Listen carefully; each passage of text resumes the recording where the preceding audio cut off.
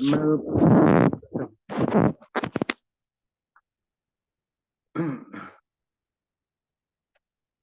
eh, el día y la semana, los meses y los años se han ido muy deprisa,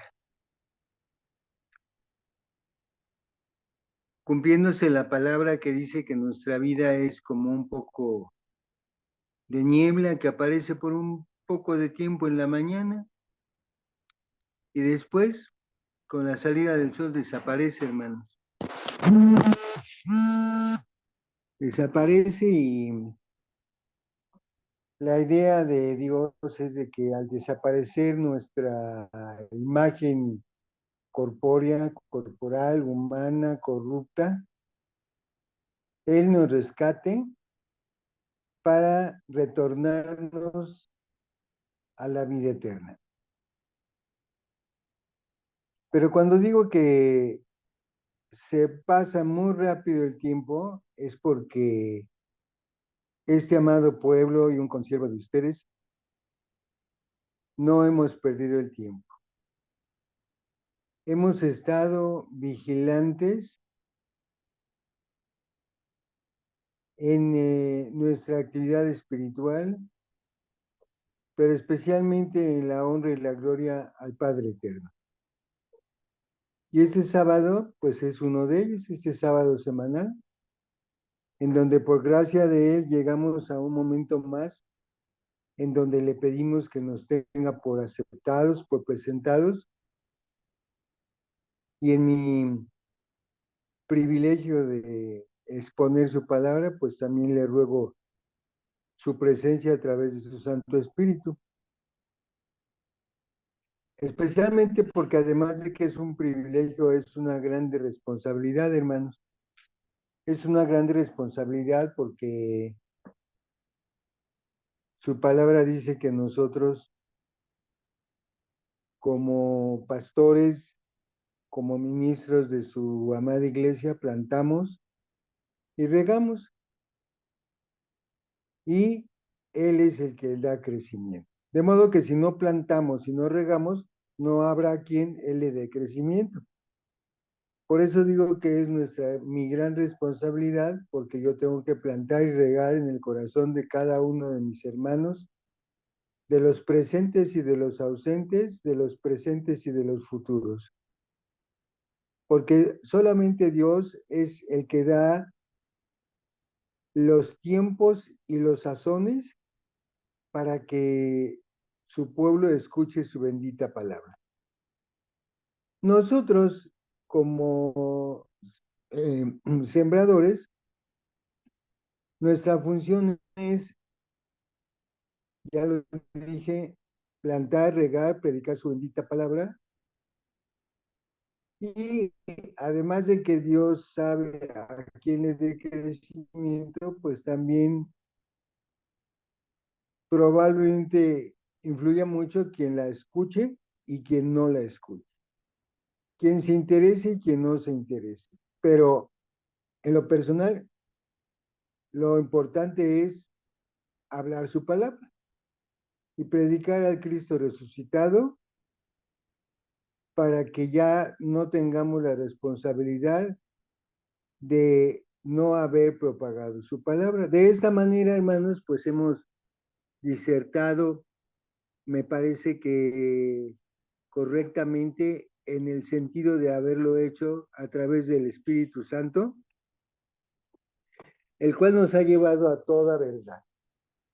Así que en este breve momento, pues solamente vamos a redundar un poco en lo que es el resumen y las conclusiones. ¿De qué? De la armadura de Dios. En donde analizamos 8, 5 y luego 3 diferentes armas,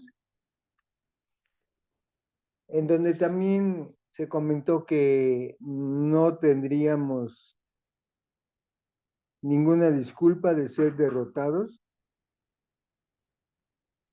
puesto que nuestras armas, las que hemos analizado, escudriñado y que ya estamos listos para usarlas una vez más o en forma más eficiente, esas armas, como son espirituales, son mucho más poderosas que las armas del enemigo, que son armas carnales. Hemos dado muchos ejemplos de esas armas carnales, pero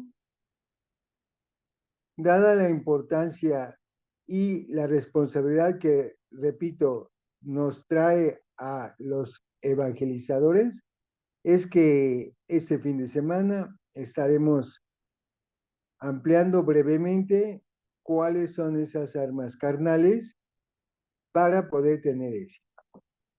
De suerte que ya estudiamos muchas cosas, cada uno de nosotros la tenemos en nuestro corazón y también estudiamos estas armas.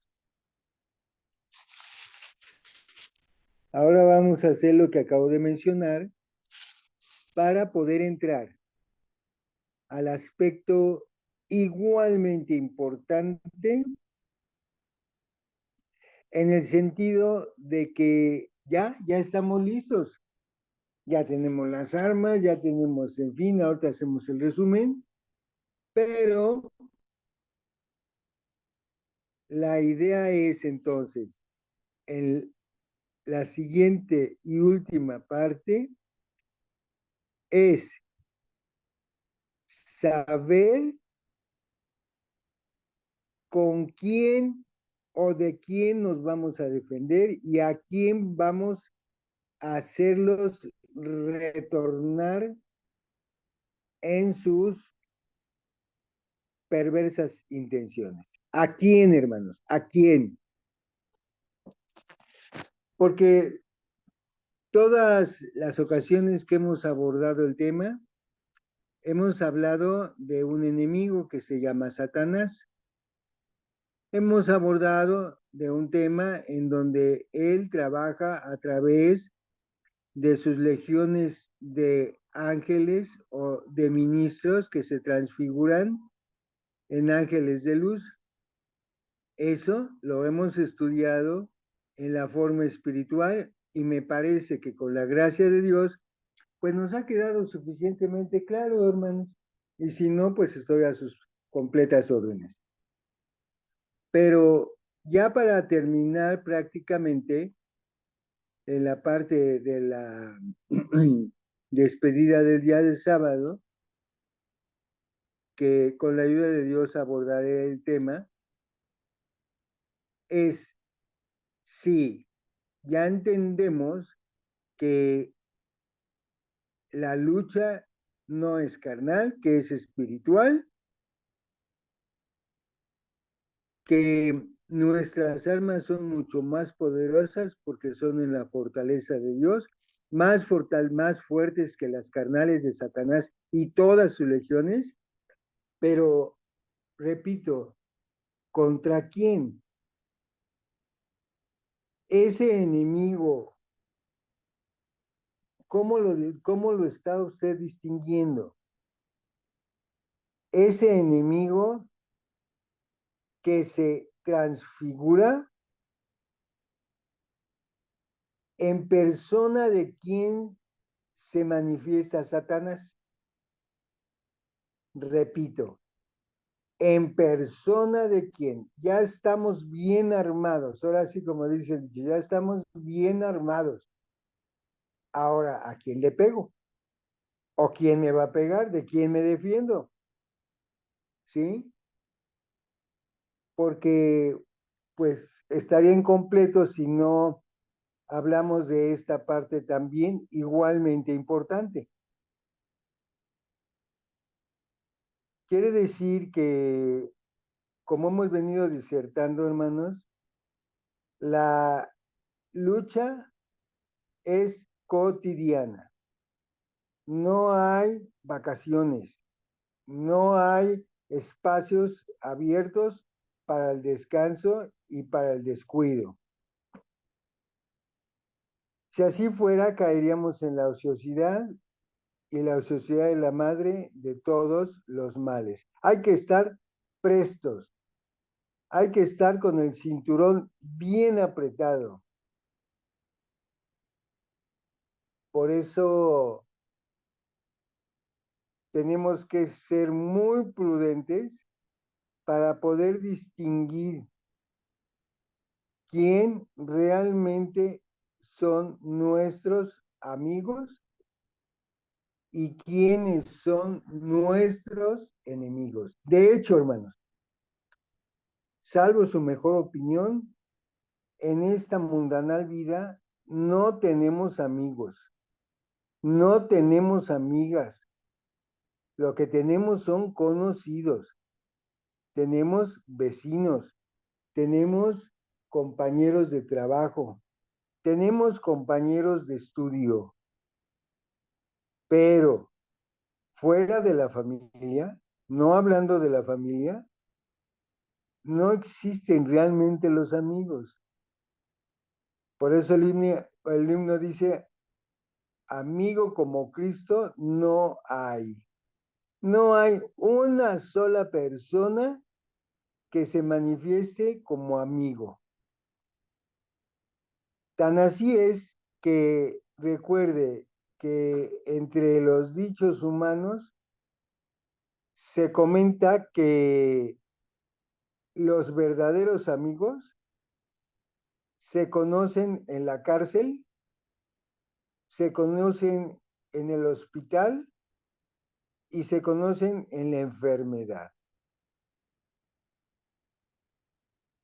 Situaciones en las que cuando el ser humano desgraciadamente caemos en una, en otra, los amigos preguntamos, ¿dónde están? ¿Dónde están? Porque amigo como Cristo no lo hay. Entonces, hermanos, sí tenemos. Hermanos, en la fe de Cristo sí tenemos. ¿Cómo no? Yo soy uno de ustedes. Pero la escritura dice, ¿y quién es quien da la vida por sus amigos? Sí somos hermanos, pero cuando se trata de una transfusión o cuando se trató en la pandemia de ir a visitar a un hermano o hermana moribundo por la pandemia, sepan ustedes que hubo pastores, ministros que no llegaron, defendiendo primeramente su estabilidad emocional y su salud física, y no fueron a ungir, no fueron a visitar, no fueron a llevar un pan, porque amigo como Cristo no hay. Entonces, todo esto lo estamos mencionando porque parte de la disertación de hoy y de la parte oscura del Santo Día será entrar en una exégesis, será entrar en un estudio, en un escudriñamiento profundo, hermanos, para saber distinguir a los nuestros y a los extraños. Donde el apóstol desde el principio advirtió que que estarían los malos pastores, los malos hermanos, estarían dentro de la congregación. Y no los echó fuera porque la cizaña crece con el trigo y se parecen tremendamente. Casi no se distinguen, así como no se distingue otros aspectos, pero estoy haciendo un preámbulo de lo que probablemente nos cause un poco de asombro donde probablemente nos cause un poco de extrañeza y donde probablemente nos cause mucha tristeza. En donde el Señor también utiliza esos estados para probar nuestra fe. Cuando regrese Cristo, dice la Escritura, ¿hallará fe? ¿Hallará fe en Dios? De modo que todas las oportunidades, todas las circunstancias que vivimos, amados, son para probar nuestra fe. Y si desde hoy no pasamos la prueba de la fe, pues cuando venga el día malo, lo más probable es de que tampoco lo pasemos. Y subrayo esta parte porque generalmente, hermanos, estamos dentro de una iglesia, dentro de un templo, dentro de un pueblo, en donde no todos son cristianos, en donde se han inmiscuido, así como dijo el apóstol en aquel entonces, porque en tanto yo me retiré, estos lobos rapaces no perdonarán a las ovejas. Quiso decir que esos lobos rapaces no están en el pueblo gentil, no están en el mundo que habitamos porque no somos de este mundo, estamos solamente de paso y nuestras habitaciones son celestiales, no materiales.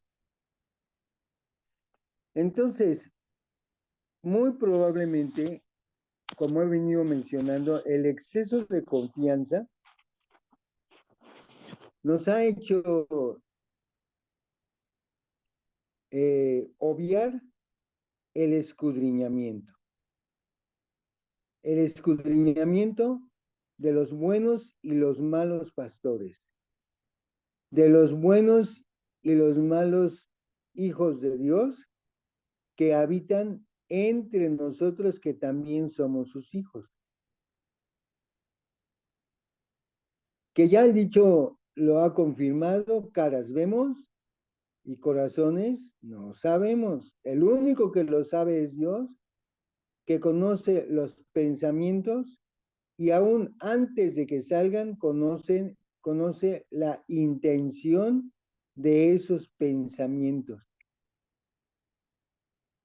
Y para buena hora de muchos que Dios nos ha sujetado con cuerdas de amor, pero no a todos. A los que no ha sujetado los ha dejado así para que crean a la mentira. Y los ha dejado reservados a los pecados ocultos, de los cuales habló el rey David después de que se arrepintió de un arrepentimiento sincero, pero que eso de todos modos no le valió para no recibir un castigo a la medida de la justicia de Dios. Entonces, de lo que se está hablando es de que hemos transitado por una vida cristiana que por la gracia de Dios al día de hoy estamos presentes. Pero dije, por la gracia de Dios, por razones de que muy probablemente no hemos, el cristiano en general, repito, sin aludir a ningún amado hermano, menos de una hermana, el exceso de confianza, hermanos, nos hace creer que todos en nuestro entorno son buenos ministros, son buenos pastores, son buenos hermanos, son buenos jóvenes, son buenas hermanas, son buenas señoritas, buenas doncellas, pero la escritura nos conmina en forma enérgica a analizar los espíritus. Y agrega, porque no todos son de Dios, no todos los espíritus son de Dios, no todos los reunidos en el templo son de Dios, no todos son cristianos. Están ahí por diferentes circunstancias, pero la escritura lo declara desde el principio, no todos son de cristianos, no todos pertenecen al cuerpo de Cristo, porque hay trigo y hay cizaña. Así que estas armas que felizmente hemos terminado y como acertadamente hemos dicho, son para usarlas. Si no, van a quedar inútiles. Si no, pues para qué tanta preocupación del Altísimo y de su amado Hijo para poder tener una vida espiritual exitosa. ¿Por qué? Pues porque haciendo uso de estas armas, de estos elementos, inclusive nos ayudan a distinguir a los buenos y a los malos pastores de Israel que hubo en aquel entonces. No todos eran buenos, no todos eran profetas de Dios, pero sí muchos trataron de imitar, transformarse en ángeles de luz para engañar al cristiano. De modo que quede en la mente de esta Grey y de los que nos han de escuchar que tenemos que distinguir al enemigo porque, mire, qué fácil sería que el enemigo llegara con la espada desenvainada, con amenazas y demás. Pues ya ahí no habría ni forma de dudarlo, ¿no? Simplemente de defenderse. Pero nadie se presenta así. Los malos corazones, los corazones que no son justos delante de Dios, se presentan como Satanás porque son discípulos de Satanás, con una vestidura blanca. Y Cristo Jesús confrontó el pecado y en más de una ocasión a los fariseos les dijo sepulcros blanqueados. ¿Cómo no? Ellos pensaban y estaban seguros que andaban en el camino de la fe y en el camino del arrepentimiento, pero Cristo, que no se le escapaba uno solo, les dijo hipócritas, generación de víboras. ¿Quién los ha enseñado a huir de la ira que vendrá? Se lo dijo a su mismo pueblo, no se lo dijo a los egipcios ni a nadie, a los gentiles, se lo dijo a su pueblo porque en medio del pueblo estaban estos sepulcros blanqueados. Quiere decir, judíos que en apariencia estaban rectos delante de Dios, que con los labios bendecían a y con las entrañas lo maldecían. Eso es un sepulcro blanqueado, hermano. Y de estos, y de estos, más de uno conocemos. En nuestros tiempos, pero estoy hablando en los tiempos históricos, desde entonces existieron. Y la Escritura declara que al acercarse la venida de nuestro Señor Jesucristo, se multiplicarán, cosa que hemos visto. Se multiplicarán los falsos maestros, se multiplicarán todos aquellos que están en contra de Cristo y que por lo tanto son anticristos y que los hemos visto pasar y los hemos tenido de frente, pero la falta de escudriñamiento y el exceso de confianza nos han hecho pensar, no, este hermano incapaz, este hermano es muy bueno, este hermano así, este hermano así.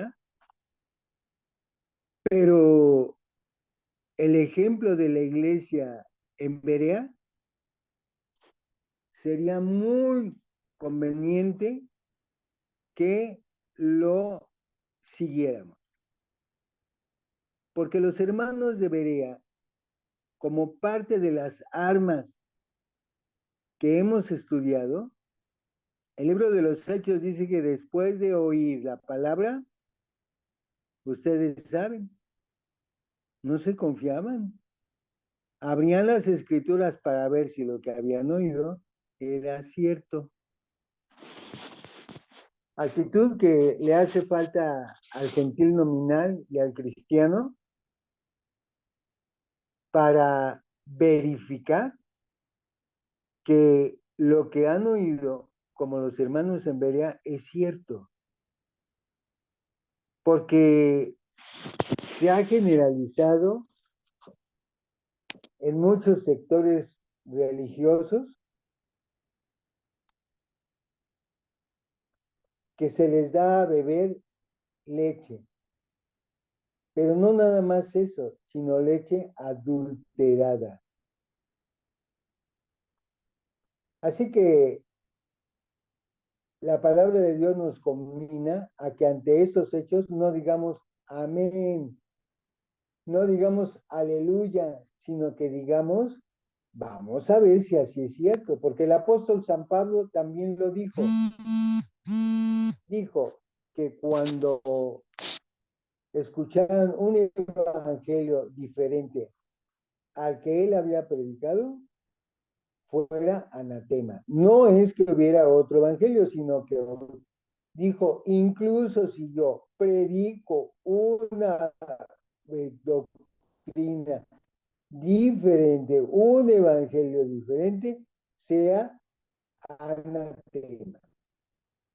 Con lo que estaba dando a entender que aún los que tenemos el privilegio de exponer su palabra, también dije, tenemos una enorme responsabilidad porque como humanos nos podemos equivocar.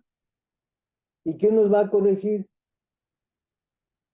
Los que se quedan callados, los que no dicen nada, los que dicen, no, yo quién soy para decir algo, cuando la escritura nos autoriza a examinar a los espíritus, porque así lo hizo Cristo y Cristo confrontó el pecado. Pero en muchos sectores de la cristiandad, hoy no se confronta el pecado, hoy se tolera, se apapacha. De esto hay muchos ejemplos en nuestra vida actual, como en el pasado, con la diferencia de que cuando se apapachaba o se ocultaba el pecado, Dios lo sacaba lo sacaba a flote. ¿A qué viene todo esto, hermano? A que no podemos, si es que ha sido el caso, vivir en una vida así, sin confrontar el pecado, sin ejercer la autoridad que Dios nos ha concedido sin distinción de género a confrontar el pecado. Porque muchas veces se tiene el temor de que al hacerlo seamos expulsados o seamos confrontados mayormente por los falsos maestros, que efectivamente traen la Biblia bajo el brazo, pero dice la Escritura con apariencia de piedad, pero negando la eficacia de la misma. Con lo que otra vez digo, esos de apariencia de piedad con la Biblia bajo el brazo, dentro de la iglesia se manifestaron. No podemos ser tan confiados de pensar que todos somos cristianos. La obligación de la Grey es analizar, escudriñar y con cierta consideración y respeto confrontar el pecado. Porque si no, te haces cómplice del pecado. Te asocias al pecado. Por eso también un dicho muy, hasta un poco vulgar, dice, tan tiene pecado el que mata a la vaca como el que le agarra la pata. O sea, te asociaste, supiste, no lo denunciaste y entonces te haces igualmente socio del delito. Para que nos quitemos de la idea de que no, hermano, yo cómo voy a decir si es el ministro, el pastor, el diácono, es bautizar. No, no, no. Es que usted no se fije y no obedezca al hombre porque es lícito agradar y obedecer a Dios. Porque si no, pues nos trae consecuencias. Entonces, con esto lo que estamos declarando es de que el tiempo que ya vamos para 4 meses de estar estudiando con el diablo, por el diablo y ahora con los falsos maestros y mañana con los anticristos, están entre nosotros. No podemos seguir diciendo, no pasa nada. Frase muy trillada, no pasa nada. Pues sí pasa, probablemente no pasa ahorita, pero el día del Señor, el juicio del Señor, sí va a pasar. De modo que esas armas, hermanos, tan estamos de acuerdo en que no todas son para destrucción, sino que hay armas y la mayoría, nótese que son herramientas defensivas.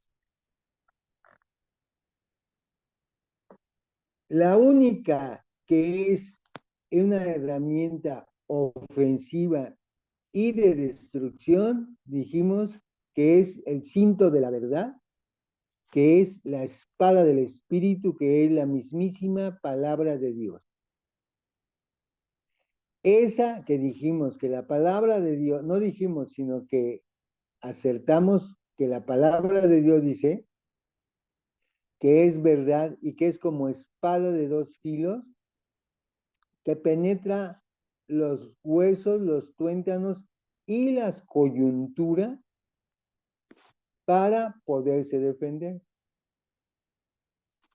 Esa es la espada del Espíritu que en el gentil nominal tiene cualquiera de las versiones de la Biblia, incluso la escritura católica, pero como decoración en casa, en el mejor de los casos. En el peor de los casos, la tienen guardada. No se acuerdan de la escritura ni dónde la dejaron la semana pasada. Y asómbrese que hace apenas unos meses acabo de recibir la aseguranza de que la Biblia toda fue escrito por sacerdotes católicos. Por más que traté de entender, no lo entendí. sobre todo ante la aseveración de este obrero, que la escritura, la Santa Escritura, la carta de amor, fue escrita no por los apóstoles, no por los profetas, no por el dedo de Dios, no por su Santo Espíritu, sino por el espíritu del catolicismo. Con esto y con otras evidencias que voy a mostrarles a ustedes este fin de semana, es para que estemos un poco alarmados de que efectivamente aún a los escogidos, Satanás los ha convencido, se los ha llevado atrás de las mentiras. Hablando de la espada del Espíritu, que es la Biblia, porque dijimos que esta palabra es una carta de amor para poder religar lo que se perdió en el huerto del Edén. El escudo de la fe es una herramienta defensiva que en términos seculares se lleva en el antebrazo izquierdo para poderse defender de los ataques del enemigo. Y en aquella ocasión hablamos del diseño, del material y de las medidas para poder proteger al soldado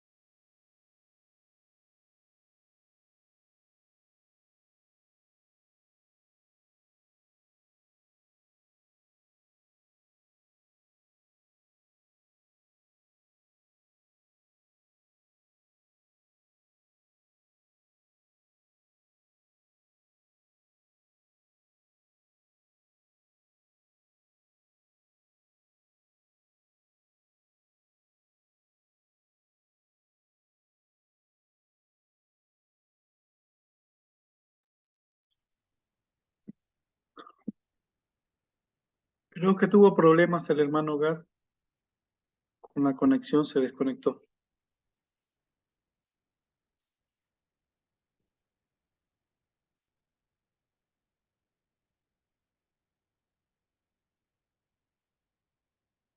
Hay que parar la grabación entonces.